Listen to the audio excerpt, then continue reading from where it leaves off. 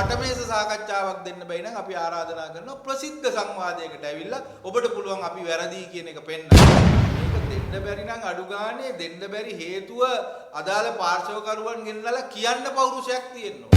කලින්ද ජයතිස්ස ඇමතිවරයාට ඕනේ මේ කොතලාවල ඉන්න අයට වැඩි chance එකක් දෙන්න නම් ඒකත් කරගන්න පුළුවන්. ආණ්ඩුවේ ප්‍රතිපත්ති දෙකක් මේ සම්බන්ධයෙන් තියෙනවා කියලා ඉතා පැහැදිලිව පේන්නේ නලින්ද ජයතිස්ස ඇමතිවරයා ටිකක් බොළඳ ස්වරූපයෙන් වැඩ කරන බව. අද උදෑසන 8ට ආරම්භ කරපු පරිපූර්ණක වෛද්‍ය සේවාවේ වැඩවර්ධන ක්‍රියාමාර්ගය තවදුරටත් දීර්ඝ කරන්නට පරිපූර්ණක වෛද්‍ය සේවා ඒකාබද්ධ බල මණ්ඩලයේ විධායක සභාවත් අපි අන්තර්ජාලය මගින් කැඳවපු මහ සභාවත් ඒකමතිකව තීරණය කරා. විශේෂයෙන්ම මේ වර්ධන ක්‍රියාමාර්ගය අඛණ්ඩව කරගෙන යාමට ප්‍රධාන හේතුවක් තමයි සෞඛ්‍ය අමාත්‍යාංශයේ මේ කාරණාව පිළිබඳව සාකච්ඡා නොකිරීම. අපිට පේන්නේ නලින්ද ජයතිස්ස ඇමතිවරයා ටිකක් බොළඳ ස්වරූපයෙන් වැඩ කරන බවක්. මේ කරුණු සම්බන්ධයෙන් කිසිදු අවස්ථාවක පාර්ශවකරුවන් එක්ක සාකච්ඡා කරන්න නලින්ද ජයතිස්ස ඇමතිවරයා කටයුතු කරලා නැහැ. ඒ වගේම මේ වර්ධන ක්‍රියාමාර්ගයට අදාළව ඕනෑතරම් විසඳුම් තියෙනවා. මේක වර්ධනයකට යා යුතු කරුණක් නෙවෙයි කියලා වෘත්තීය සමිති විදියට අපිට පැහැදිලිව පෙනෙන්නට තිබුණත් සෞඛ්‍ය අමාත්‍යාංශය සාකච්ඡා නොකරන එක සහ සාකච්ඡා කරන්න කැමති අයට සාකච්ඡා කරන්න ඉඩ නොදීම කියන කාරණා දෙකම හින්දා අපිට විකල්ප ක්‍රියාමාර්ගයක් ඉතුරු වෙලා නැහැ. නිසා අපිට මේ අසාධාරණය විසඳා ගැනීම සඳහා වර්ධනයකට යන්න වෙලා තියෙනවා. නැවත නැවතත් අපි කියනවා නම් ආණ්ඩුවේ ප්‍රතිපත්ති දෙකක් මේ සම්බන්ධයෙන් තියෙනවා කියලා ඉතා පැහැදිලි. සමසෞඛ්‍ය උපාධිධාරීන්ගේ සීමාවාසික මුහුණුවට බඳවා ගැනීම ගැන කතා කරනකොට ආණ්ඩුව සහ නලින්ද ජයතිස්ස ඇමතිවරයා කියන සියලු කාරණා ආණ්ඩුව සහ නලින්ද ජයතිස්ස ඇමතිවරයා එක හිලාම බිඳලා තියෙනවා. විශේෂයෙන්ම කොතලාවල ආරක්ෂක විශ්වවිද්‍යාලයේ වෛද්‍ය උපාධිධාරීන් සම්බන්ධයෙන් ගන්නා වූ ක්‍රියාමාර්ගයේදී. ඒ නිසා මේක ප්‍රතිපත්තිමය ප්‍රශ්නයක් නෙවෙයි. මොකද ඇතැම් අය කියන්න උත්සාහ කරනවා මේක ආණ්ඩුවේ ප්‍රතිපත්තිය පෞද්ගලික විශ්වවිද්‍යාල වලට සමාන ඉඩකඩක් දෙන්න ඕනේ. කොතලාවල ආරක්ෂක විද්‍යාපීඨයේ අයව ඒ සමානව සලකන්න ඕනේ. මේ වගේ කතා. හැබැයි කොතලාවල ආරක්ෂක විශ්වවිද්‍යාලයේ වෛද්‍ය උපාධිධාරීන්ව බඳවා ගන්න එක ගැසට් නිවේදනය සම්පූර්ණයෙන්ම අහෝසි කරනවා. එහෙම කරන්න පුළුවන් ආණ්ඩුවට රාජ්‍ය සේවා කමිෂන් සභාව කිව්වයි කියලා අනවශ්‍ය තරඟ විභාගයක් පවත්වනවා සෞඛ්‍ය අමාත්‍යාංශය ඇතුළේ. එතකොට අර ගැසට් නිවේදනය අහෝසි කරන්න තීරණ ගන්න පුළුවන් රජය සමසෞඛ්‍ය උපාධිධාරීන් සම්බන්ධයෙන් ගැසට් නිවේදනයේ නැති විභාගයක්. මොකද මේ විභාගයේ ගැසට් නිවේදනයේ යෝජනා කරලා තියෙන්නේ වෙන කල හැකි අන් කිසිවක් නැත්තම් සෞඛ්‍ය ලේකම්වරයාට හෝ අමාත්‍යවරයාට විකල්පයක් නැත්තම් ගත යුතු ක්‍රියාමාර්ගයක් විදියට. හැබැයි මේ වෙනකොට මේ කාඩර් එක ගණනය කරලා තියෙන්නේ පහුගිය දෙසැම්බර් 31 වෙනිදාට. එතකොට පහුගිය දෙසැම්බර් 31 වෙනිදාට ගණනය කරපු කාඩර් එක මේ වෙනකොට මාස 6කින් දීර්ඝ වෙලා තියෙනවා. එතකොට විශ්‍රාම ගිය අය ප්‍රමාණය විතරක් 50කට වැඩි.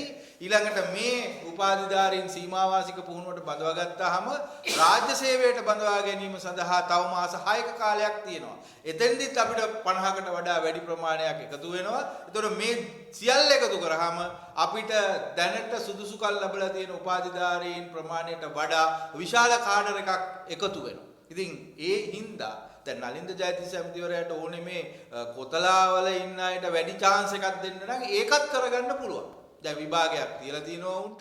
ඒ විභාගයට අනුව ඒ අයට මේ සීමාවාසික පුහුණුව දෙන ගමන් ඉතුරු වෙලා තියෙන පුරප්පාඩු ටික ගණනය කරොත් දැනට රාජ්‍ය විශ්වවිද්‍යාල වලින් අයදුම්පත් යොමු කරපු උපාධිධාරීන්ගේ ප්‍රමාණයට වඩා පුරප්පාඩු ප්‍රමාණයක් දැනටත් තියෙනවා. ඒක තව මාස 6කට පස්සේ ඊටත් වඩා ප්‍රමාණයක් තියෙනවා. ඉතින් මේක කතා කරන්නේ නැත්තේ දැන් මට පේන්නේ නලින්ද ජයතිස්ස ඇමතිවරයාට මේ ගත්ත තීරණය ආපස්සට හරවන්නේ එක හරි නෑ වගේ පොඩි බබා සංකල්පයක් ඔළුවට ඇවිල්ලා තිනවා.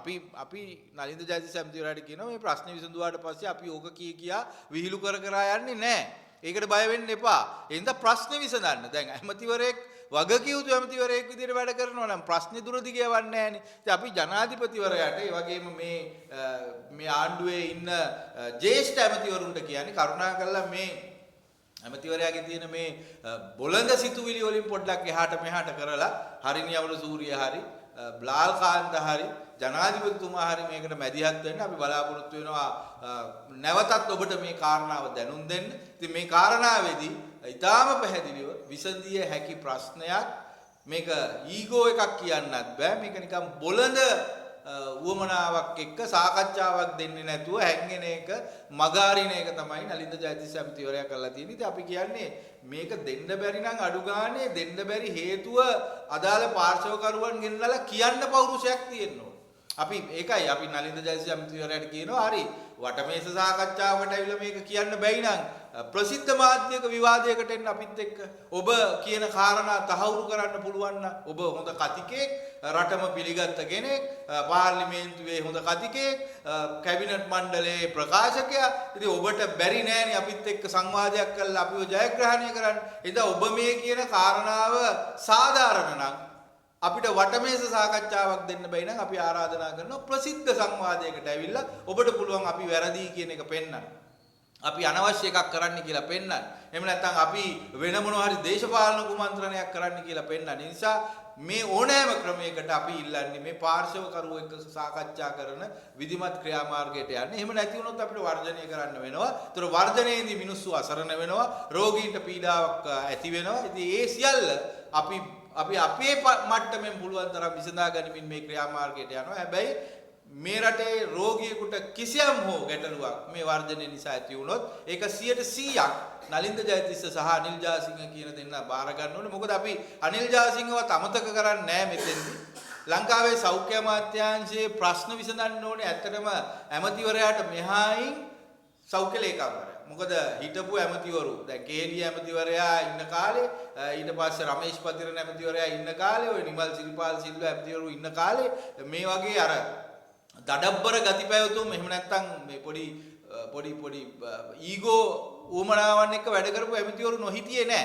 හැබැයි සෞඛ්‍ය ලේකම්වරු මුහුකුරාගේ දැනුමකින් යුතුව මැදිහත් වුණා. විශේෂයෙන්ම මේ වෙලාවේ සෞඛ්‍ය අමාත්‍යාංශයේ ඒ අත්දැකීම් බහුල දැනුවත් භාවයේ තියෙන ලේකම්වරයෙක් පත් කිරීමේ වාසිය තමයි නලින්ද ජයතිස්සට හරි උපදේශය දෙන්න අනිල් ජාසිංහට පුළුවන්. මම දන්නේ එතුමා මේවා සම්බන්ධයෙන් ඇයි මේ නිහඬව ඉන්නේ කියන කාරණාව. එක්කෝ එතුමාගේ දැන් කාලය ඉවර වෙලා අපිට පේන්නේ දැන් ඕනේ නැහැ ඔය බෝනස් එකක් විදියට හම්බෙච්ච ලේකම්කම තියාගෙන ඉන්නවා වගේ එකක්ද හිතන්නේ කියලා. එහෙම වුණොත් මේ ප්‍රශ්න විසඳා ගන්න බැරි වෙනවා. ඒ නිසා අපි අනිල් ජාසිංහට කියන්නේ කරුණාකරලා මේ ප්‍රශ්නයට මැදිහත් වෙන්න.